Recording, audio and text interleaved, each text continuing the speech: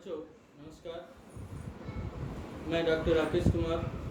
Associate professor Sanskrit GD government college for women Alwar. आज से पहले जो क्लासेज आपकी हुई तर्क संग्रह की, इसमें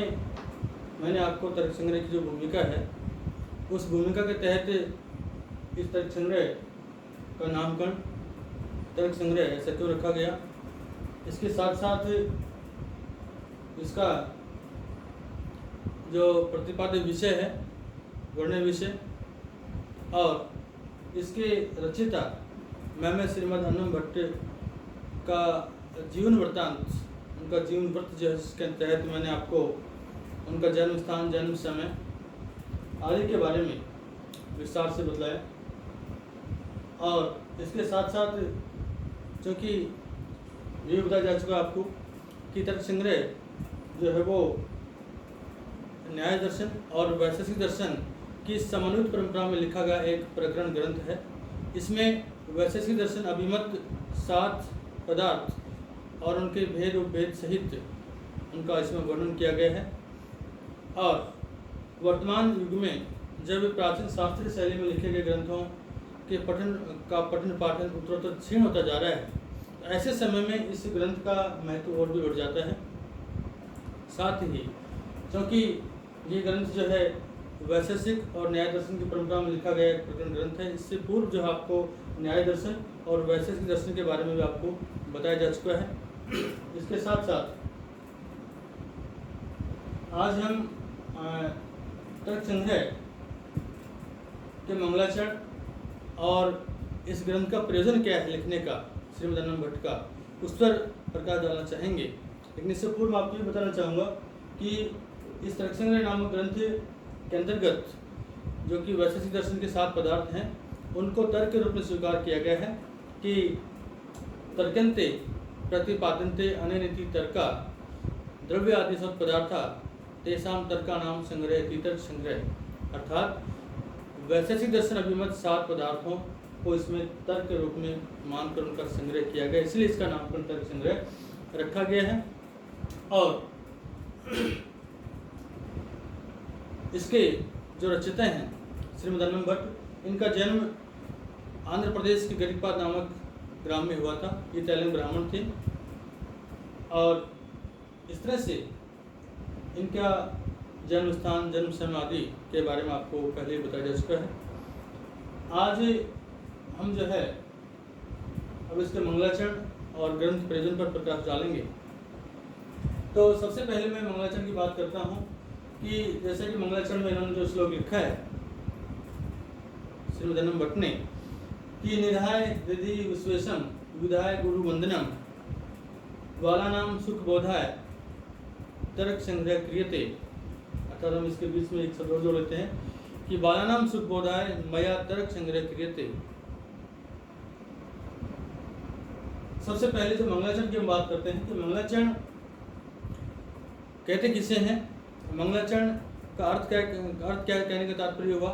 मंगलाचरण कितने प्रकार का होता है और मंगलाचरण क्यों किया जाता है। मंगलाचरण के ऊपर 3 तरह के क्वेश्चन बनते हैं आपके कि मंगलाचरण का अर्थ, तो मंगलाचरण का अर्थ मंगल प्लस आचरण, अर्थात जो आचरण जो व्यवहार हमारे लिए मांगलिक है, शुभ है, वही मंगलाचरण है।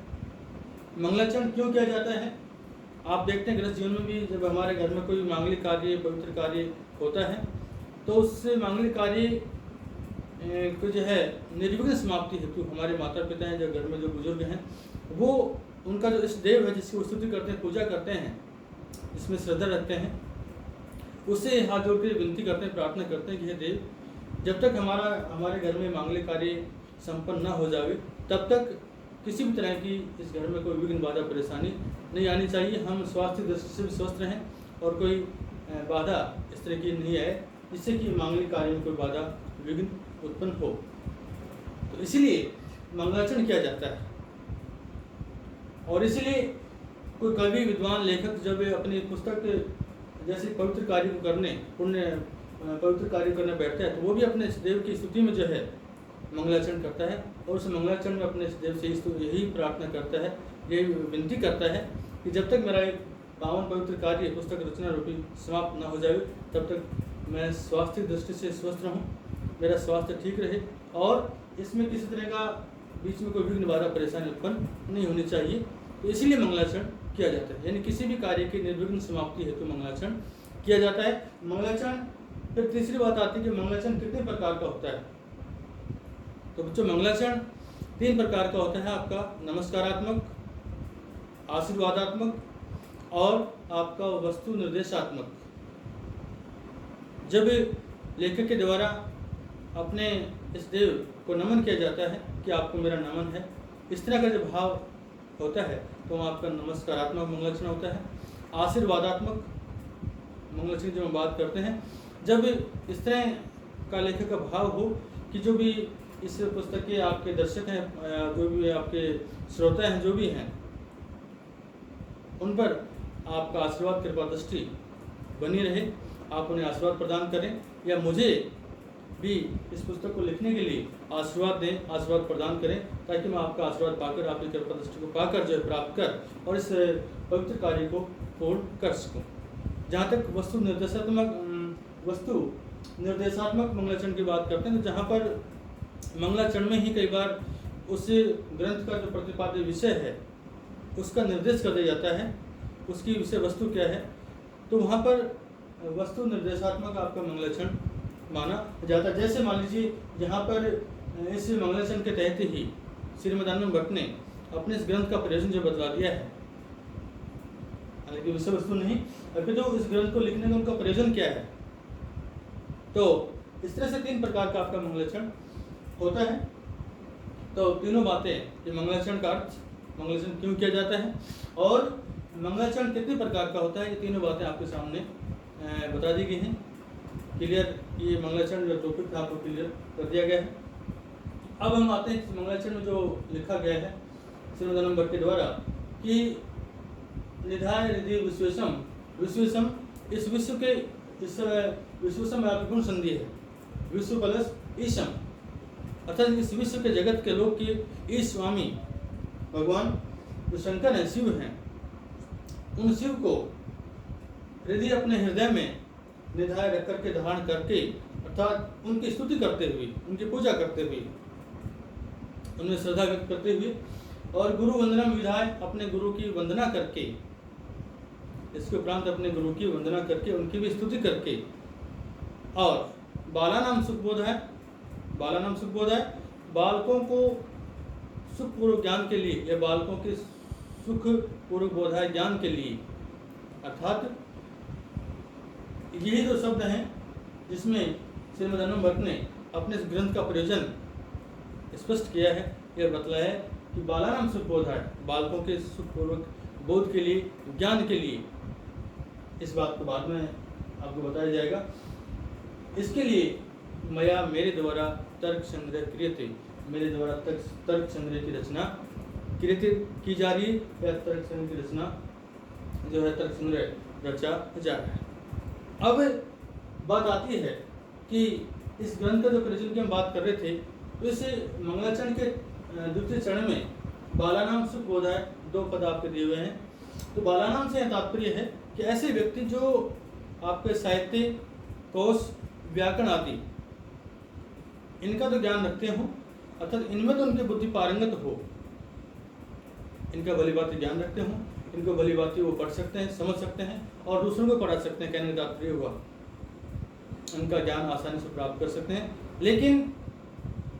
व्याकरण, साहित्य कोश के अलावा जो है, जो न्याय शास्त्र है, न्याय शास्त्र में जिनकी बुद्धि पारंगत नहीं हो, अर्थात न्याय शास्त्र को पढ़ने में सक्षम नहीं हो, समझने में सक्षम नहीं हो, तो ऐसे लोगों के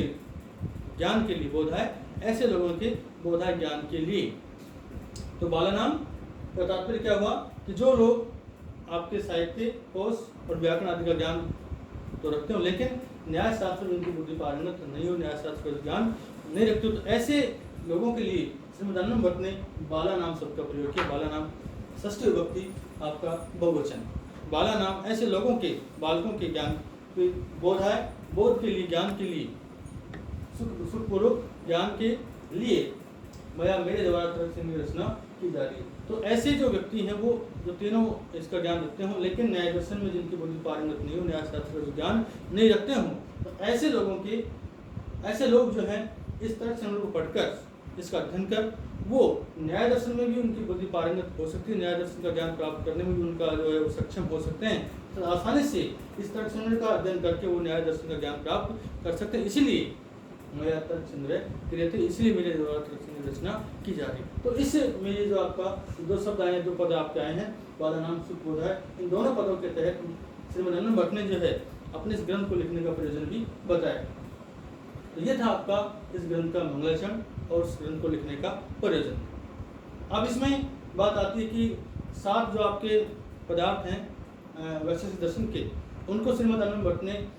तर्क के रूप में स्वीकार किए हैं और इसलिए इसका तर्क संग्रह आपका नाम रखा गया है। तो वह है आपके द्रव्य, गुण, कर्म, सामान्य, विशेष, समवाय और अभाव। ये 7 पदार्थ हैं वैशेषिक दर्शन अभिमत, जिनको कि श्रीमद आनंद भट्ट ने तर्क के रूप में स्वीकार किया है। जो पहला आपका पदार्थ द्रव्य, इसके भी आपके 9 भेद हो जाते हैं, पृथ्वी, जल, तेज, वायु, आकाश, काल, दिक्, आत्मा और मन, मनांसी, नवे मन के भेद से द्रव्य है पहला आपका पदार्थ, उसके 9 भेद हो जाते हैं। तो ये इस तरह से इसके 7 पदार्थों के बारे में आपको बताया गया, मंगलाचरण के बारे में बताया गया और इस ग्रंथ का प्रयोजन क्या है उस पर प्रकाश आज हमने डाला। अगले कालांश में इन 7 पदार्थों का सामान्य अध्ययन या सामान्य परिचय जो हम करेंगे।